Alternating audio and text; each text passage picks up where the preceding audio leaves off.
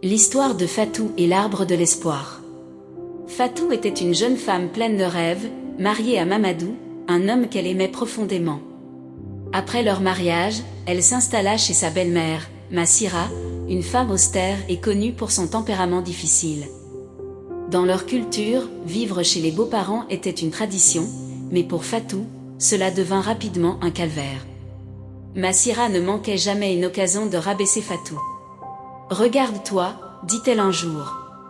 Même les poules du village sont plus utiles que toi. Comment peux-tu espérer élever un enfant ?» Lorsque Fatou annonça sa grossesse, au lieu de partager sa joie, Massira lui répondit avec mépris. « HMPH, espérons que cet enfant ne te ressemble pas.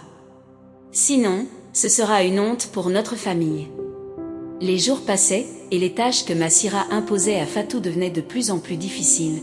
Aller puiser de l'eau sous le soleil brûlant, cultiver le champ de mil, nettoyer toute la maison sans aide. Fatou, enceinte de plusieurs mois, était épuisée, mais elle supportait tout en silence, priant pour des jours meilleurs. Un jour, après une longue journée de corvée, Fatou s'assit sous un grand baobab près du village.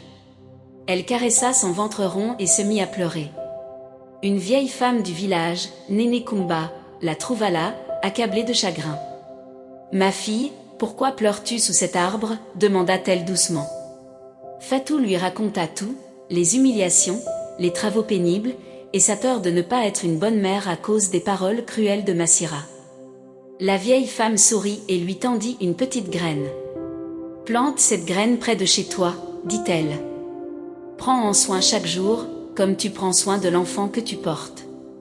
Elle te rappellera que tout ce qui grandit a besoin d'amour, de patience et de force. » Fatou planta la graine le lendemain, malgré les moqueries de Massira.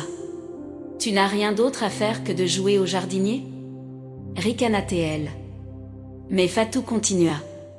Chaque matin, après avoir terminé ses corvées, elle arrosait l'arbre et lui parlait doucement, comme elle parlait à son enfant. Au fil des semaines, la petite graine devint un jeune plant, puis un arbre robuste. Le jour où Fatou donna naissance à un garçon en bonne santé, quelque chose changea. Les femmes du village vinrent célébrer sa force et son courage, et même Massira, devant tout le monde, murmura. « Fatou, tu es plus forte que je ne l'imaginais. » Mais Fatou ne répondit rien.